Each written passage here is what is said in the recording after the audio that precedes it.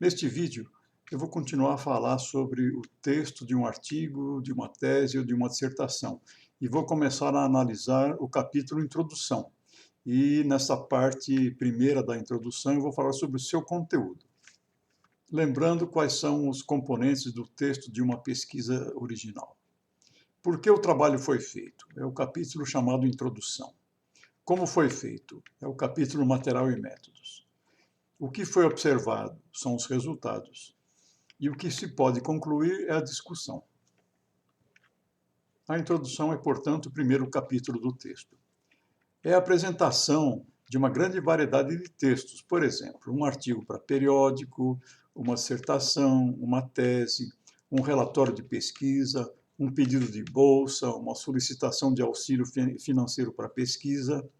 Há algumas diferenças na estrutura desse capítulo quando se redige um artigo para periódico, ou uma tese ou uma dissertação de mestrado resultantes de uma pesquisa original, de um relatório para pesquisa, e é diferente também um pouco da dissertação de mestrado feita em forma de monografia. E essas diferenças serão discutidas no vídeo número 6, no vídeo seguinte. Qual é o conteúdo da introdução? A seguir, um resumo dos principais tópicos desse capítulo. A introdução costuma ser constituída por 3 grandes blocos de informação. O primeiro grande bloco é a temática e o contexto. Qual é o assunto do estudo? Em que área ele se insere? E por que foi escolhido para a pesquisa?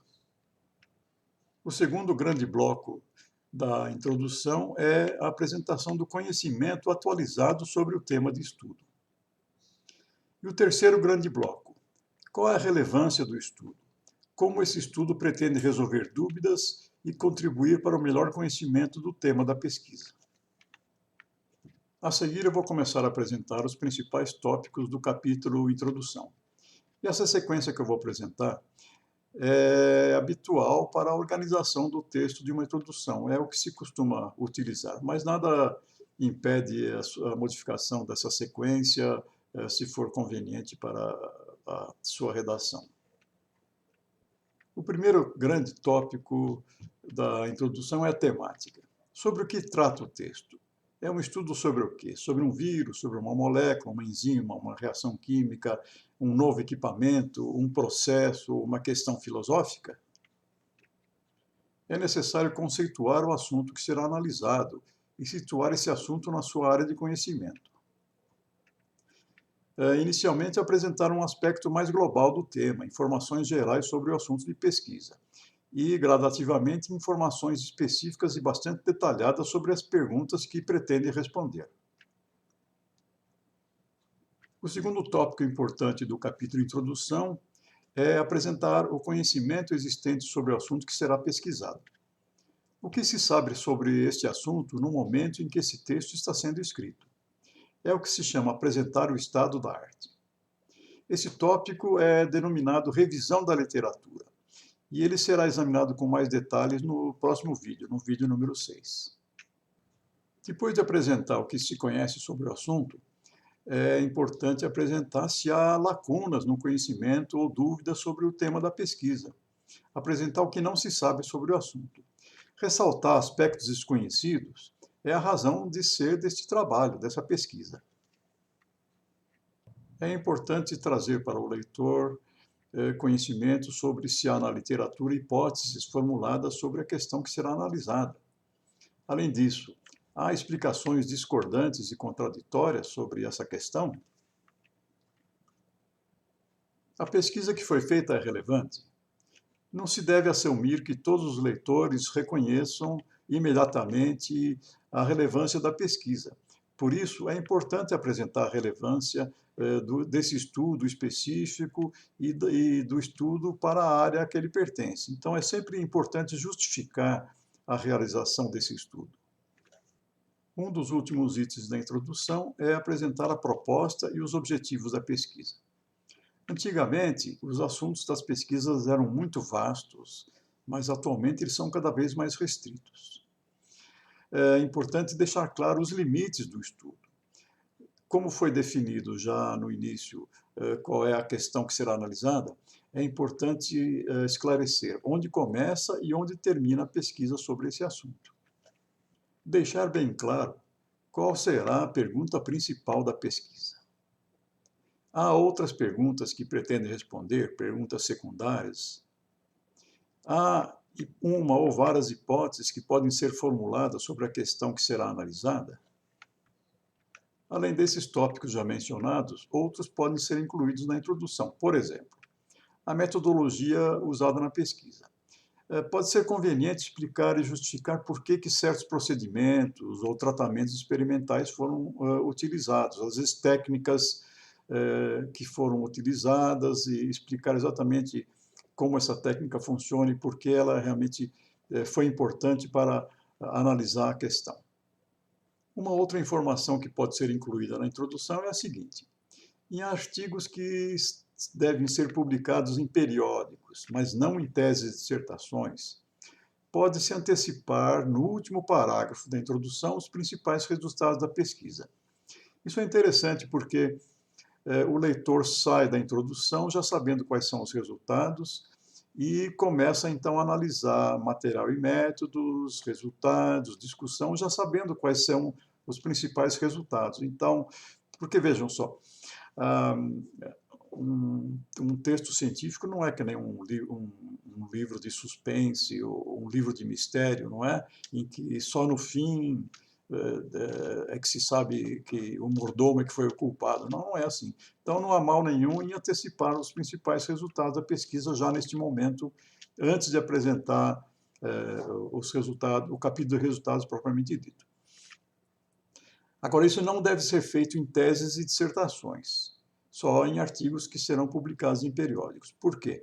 Porque as teses e dissertações, como eu já mencionei antes, elas são muito mais formais e elas não admitem esse tipo de informação neste local antecipado que é a introdução.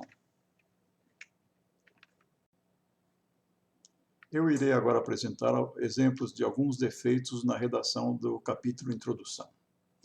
Um defeito é apresentar informações muito simples, muito básicas. Por exemplo, informações que sejam de conhecimento geral, que até leigos conhecem.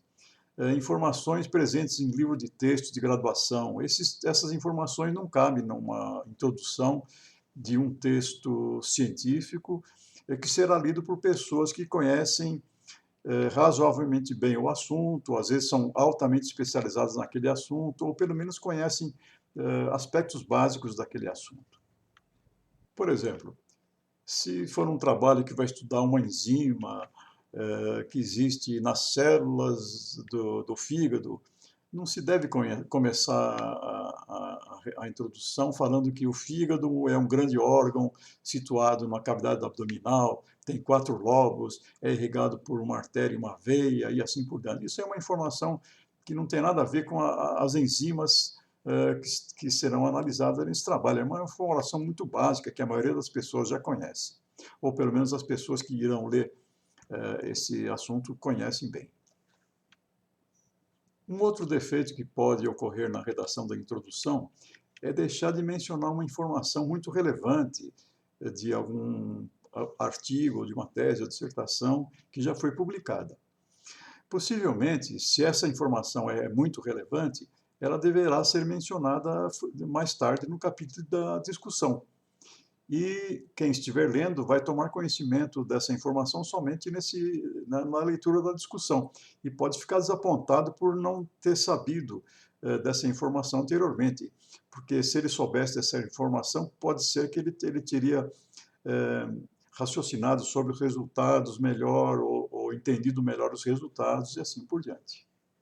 E um outro defeito na redação da introdução é evitar a prolixidade. É aquilo que se chama evitar encher linguiça.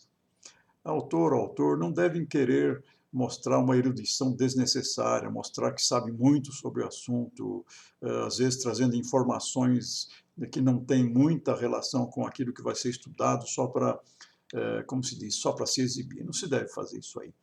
Isso é uma falta de foco, porque se deve apresentar as informações realmente no contexto da pesquisa e não informações que não tenham muito a ver com o assunto da pesquisa.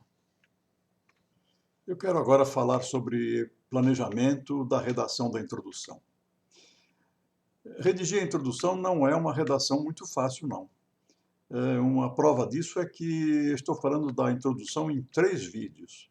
É um assunto bastante complexo e extenso. Ele é composto por muitos tópicos. Esses tópicos devem ser muito bem encadeados para que o leitor leia esses tópicos e entenda, pule de um para o outro, um tópico deve conduzir o outro, né? Além disso, o autor tem que ter muito conhecimento sobre o assunto da pesquisa. Tudo isso aí resulta em uma tarefa bastante árdua.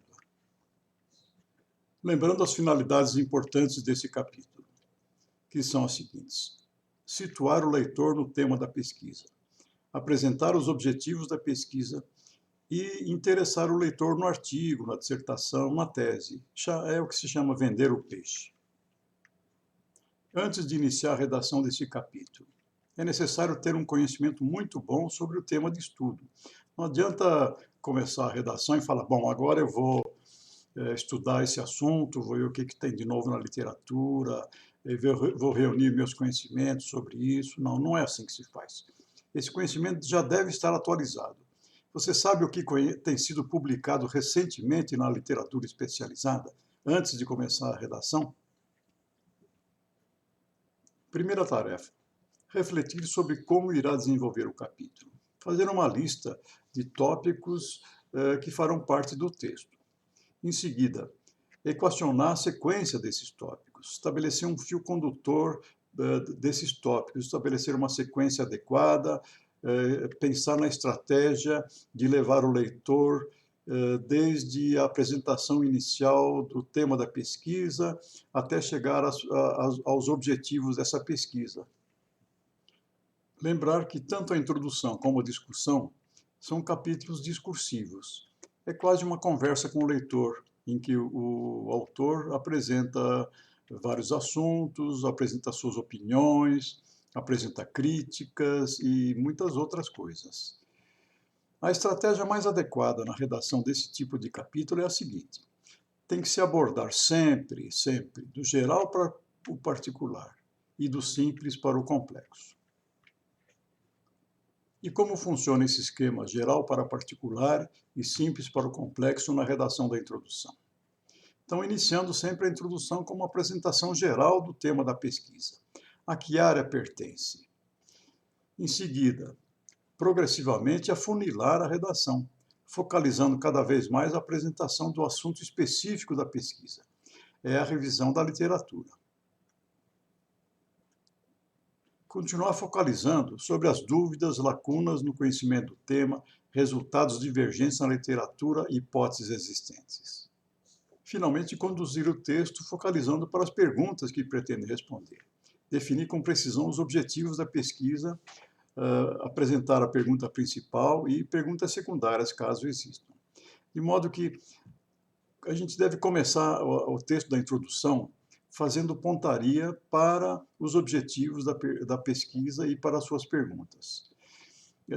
A gente começa de maneira ampla, vai então afunilando a discussão, apresentando inicialmente o conhecimento que se tem do assunto global e depois do assunto cada vez mais específico, trazer então a justificativa, os objetivos e a pergunta principal. Então, sempre afunilando o texto para esses 2 tópicos finais desse capítulo. Após definir as perguntas do estudo, poderá esclarecer como será conduzida a pesquisa, expor as principais metodologias que serão empregadas e como poderão responder às perguntas formuladas. Diferentes tempos verbais são utilizados nos vários capítulos de um texto científico. Na introdução, por exemplo, são usados vários tempos verbais. O tempo presente, para informações atuais. O que se conhece sobre o assunto no momento da redação? Quais são os objetivos do presente estudo? Quais são as dúvidas existentes? Pretérito. é utilizado no relato de pesquisas ou experimentos que já foram realizados. Além disso, dúvidas que já foram levantadas, hipóteses que já foram formuladas. E o tempo futuro da introdução. Perguntas que serão respondidas, experimentos que serão realizados. E uma última informação. No texto de introdução de um artigo para periódico, não se separam os tópicos com os subtítulos, os diferentes tópicos que foram mencionados anteriormente. Porém, em dissertações e tese pode-se fazer isso aí. Isso porque dissertações e teses costumam ser textos mais longos e facilita a leitura e o entendimento do leitor se esses vários tópicos forem divididos.